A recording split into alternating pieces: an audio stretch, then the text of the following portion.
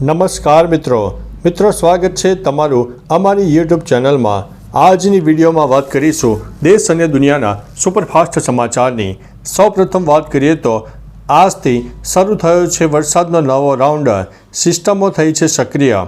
હવામાન વિભાગે જણાવ્યું છે કે ગુજરાતમાંથી એક સિસ્ટમ સક્રિય થતાં આજથી ફરીથી વરસાદનો રાઉન્ડ શરૂ થઈ રહ્યો છે। હવામાન વિભાગે આગામી 4 દિવસ માટે રાજ્યમાં સાર્વત્રિક વરસાદની આગાહી કરી છે। ખાસ કરીને ઉત્તર અને દક્ષિણ ગુજરાતમાં આજે મધ્યમથી ભારે વરસાદની શક્યતા છે, તો રાજ્યના અન્ય વિસ્તારોમાં પણ હળવાથી ભારે વરસાદની શક્યતા રહેલી છે। ગુજરાત સિવાય અન્ય રાજ્યોમાં પણ ભારે વરસાદની શક્યતા રહેલી છે। મિત્રો, અન્ય મહત્વના સમાચારની વાત કરીએ તો લાસ્ટ લોકેશનની મદદથી મૃતદેહોની શોધખોળ ચાલી રહી છે। કેરળના વાયનાડમાં થયેલા ભૂસ્ખલનમાં અત્યાર સુધીમાં મૃત્યુ આંક 300ને પાર પહોંચ્યો છે।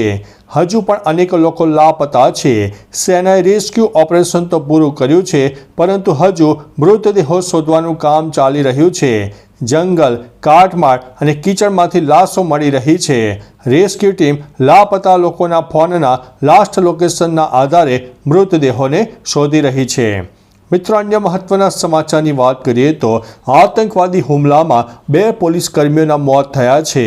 ઉત્તર પશ્ચિમ પાકિસ્તાનના અશાંત પ્રાંત ખૈબર પખ્તુનખ્વામાં આતંકવાદીઓ શુક્રવારે ફરજ પરથી ઘરે પરત ફરી રહેલા ન્યાયાધીશોના કાફલા ઉપર હુમલો કર્યો હતો, જેમાં તેમની સુરક્ષા માટે તૈનાત 2 પોલીસ કર્મીઓના મોત થયા છે અને 3 જજનો બચાવ થયો છે। પાકિસ્તાનના એક અહેવાલ મુજબ વર્ષ 2023માં પાકિસ્તાનમાં 1514 આતંકવાદી હુમલા થયા છે, જેમાં 2922 લોકો માર્યા ગયા છે। મિત્રો, અન્ય મહત્વના સમાચારની વાત કરીએ તો 9થી 15 ઓગસ્ટ સુધી હર ઘર તિરંગા અભિયાન સેલ્ફી પણ શેર કરી શકો છો। પીએમ મોદીએ રાષ્ટ્રધ્વજ ડિઝાઇન કરનાર પિંગાલી વેંકૈયાને તેમની જન્મ જયંતિ પર યાદ કર્યા અને શ્રદ્ધાંજલિ આપી છે। સાથે હર ઘર તિરંગા અભિયાનની પણ જાહેરાત કરી છે। પીએમએ એક્સ પર લખ્યું છે કે આપણને તિરંગા આપવા માટે પિંગાલી વેંકૈયાને હંમેશા યાદ રહેશે। હર ઘર તિરંગા ઝુંબેશને સમર્થન આપો। 9થી 15 ઓગસ્ટની વચ્ચે તિરંગો ફરકાવો, જેને હરઘરતિરંગા.com પર સેલ્ફી શેર કરવાનું ભૂલશો નહીં। મિત્રો, અન્ય મહત્વના સમાચારની વાત કરીએ તો સાયબર ફ્રોડમાં થયેલા સુરતીઓ માટે સારા સમાચાર સામે આવ્યા છે। સુરત પોલીસે સાયબર ફ્રોડનો ભોગ બનેલા શહેરના 3059 લોકોને તેમની કુલ 16 કરોડની રકમ પરત અપાવી છે।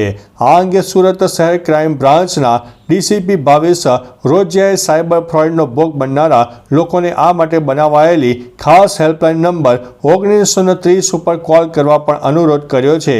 આ ઉપરાંત સાયબર ક્રાઇમનો ભોગ બનનાર લોકોના એકાઉન્ટ ફ્રીઝ કરવા માટેની નીતિમાં પણ મોટા પાયે ફેરફાર કરાયો છે। મિત્રો, અન્ય મહત્વના સમાચારની વાત કરીએ તો ભગવાન રામના પુરાવા નથી તેવું ડીએમકે નેતાએ જણાવ્યું છે। તામિલનાડુના પરિવહન મંત્રી અને ડીએમકે નેતા એસ શિવશંકરે ભગવાન રામને લઈને વિવાદિત નિવેદન આપ્યું છે। તેમણે કહ્યું છે કે ભગવાન રામના અસ્તિત્વને સાબિત કરવા માટે કોઈ પુરાવા નથી। જો રામ અવતાર હોત તો તેમનો જન્મ ના થઈ શકે। જો તેમનો જન્મ થયો છે તો તે ભગવાન ના હોઈ શકે। તેમના આ નિવેદન બાદ વિવાદ શરૂ થઈ ગયો છે। આ પહેલા પણ ડીએમકેના નેતાઓએ વિવાદાસ્પદ નિવેદનો આપ્યા છે। મિત્રો, આ વિશે તમારું શું કહેવું છે? મિત્રો, અન્ય મહત્વના સમાચારની વાત કરીએ તો ચાંદીપુરા અપડેટ, 65 લોકોના મોત, કુલ 151 કેસ સામે આવ્યા છે। ચાંદીપુરા વાયરસના કારણે મૃત્યુ આંક 65 ઉપર પહોંચી ગયો છે। ઉપરાંત શંકાસ્પદ કેસની સંખ્યા પણ 151 થઈ છે।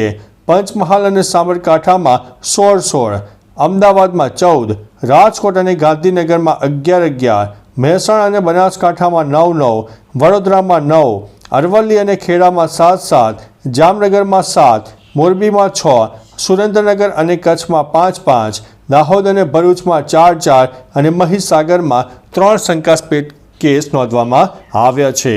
મિત્રો, અન્ય મહત્વના સમાચારની વાત કરીએ તો ના હોય સાંસદમાં વાંદરો ઘૂસ્યો, વિડીયો થઈ રહ્યો છે વાયરલ।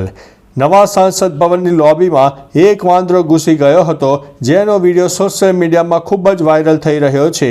વાંદરો લોબીમાં ઉછળકૂદ કરતો જોવા મળી રહ્યો છે. આ વિડીયો પર લોકો મજેદાર પ્રતિક્રિયા આપી રહ્યા છે. કોઈ કહે છે કે તે બજેટ પર ચર્ચા કરવા આવ્યો છે, તો કોઈ કહે છે કે મંકી બાત કરવા આવ્યો છે. તમને શું લાગે છે, કપિરાજ સંસદમાં શા માટે આવ્યા હશે? મજેદાર કમેન્ટ કરીને તમે જણાવજો. મિત્રો, અન્ય મહત્વના સમાચારની વાત કરીએ તો શોક મનાવવો હોય તો તમારા દેશમાં જાઓ તેવું ઇઝરાયેલે કહ્યું છે. હમાસના વડા ઇસ્માઇલ હાનિયાના મૃત્યુ બાદ તુર્કીએ તેલ અવીવમાં તેના દૂતાવાસમાં રાષ્ટ્રધ્વજ નીચે ઉતાર્યો હતો, જેનાથી ગુસ્સે ભરાયેલા ઇઝરાયેલે પોતાની નારાજગી વ્યક્ત કરી અને તુર્કીના ડેપ્યુટી એમ્બેસેડરને બોલાવ્યા. ઇઝરાયેલના વિદેશ મંત્રી ઇઝરાયેલે કાઝે તુર્કીના ડેપ્યુટી એમ્બેસેડરને ઠપકો આપતા કહ્યું છે કે જો તમે શોક મનાવવા માંગતા હોય તો તમારા દેશમાં જાઓ. હાનિયા જેવા ખૂનીનો શોક ઇઝરાયેલ સહન કરશે નહીં. તો ચાલો મિત્રો, ફરીથી દેશ અને દુનિયાના સુપરફાસ્ટ સમાચાર લઈને મળતા રહીશું. ત્યાં સુધી અમને રજા આપશો. નમસ્તે.